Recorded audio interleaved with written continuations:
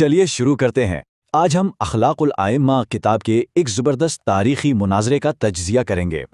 سوچئے ایک بہت بڑا مسیحی عالم مناظرے میں بالکل لاجواب کیسے ہو گیا، ہے نا حیرت کی بات؟ جسلک بولا، دونوں فریق حضرت عیسیٰ کے زندہ ہونے پر متفق ہیں، مگر آخری نبی کے حوالے سے اختلاف ہے۔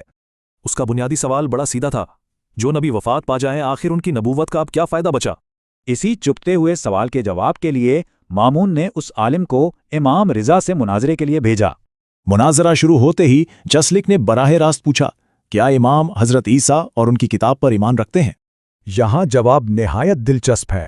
امام نے فرمایا، میرا ایمان اس عیسیٰ پر ہے جس نے آخری نبی کی خوشخبری دی۔ یعنی امام نے واضح کر دیا کہ وہ اس عیسیٰ کو نہیں مانتے جو آخری پیغمبر کا اقرار نہ کرے۔ اس بہترین اور فوری منطقی جواب نے جسلک کو مکمل طور پر حیران اور خاموش کر دیا۔ چلیے آگے دیکھتے ہیں۔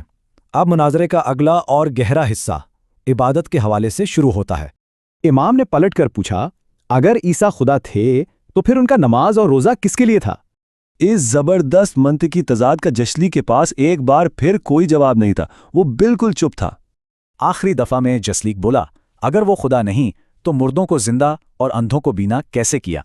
اس نے بے حد اعتماد سے دعویٰ کیا کہ خدا کے سوا یہ عظیم معجزات آخر اور کون کر سکتا ہے؟ اب یہاں بازی پلٹ گئی۔ امام نے واضح کیا کہ ایسے معجزات صرف حضرت عیسیٰ تک محدود نہیں تھے۔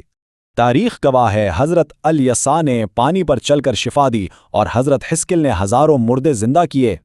بالکل اسی طرح حضرت ابراہیم اور حضرت موسیٰ نے بھی مردوں کو زندہ کرنے کے حیرت انگیز معجزات دکھائے تھے۔ یہاں تک کہ آخری پیغمبر حضرت محمد کی بابرکت دعاؤں سے بھی بہت سے مردے زندہ ہوئے ہیں۔ تو اب امام کا آخری اور سیدھا سوال تھا، تو کیا یہ سب پیغمبر بھی خدا کہلائیں گے؟ نتیجہ کیا نکلا؟ جسلک اس ٹھوس منطق کے آگے مکمل خاموش ہو گیا اور اس نے فوراً اسلام قبول کر لیا۔ یہ واقعہ بتاتا ہے کہ بہترین منطق اور ٹھوس دلیل کسی بھی عقیدے کو مضبوط کرنے کی عظیم طاقت ہیں۔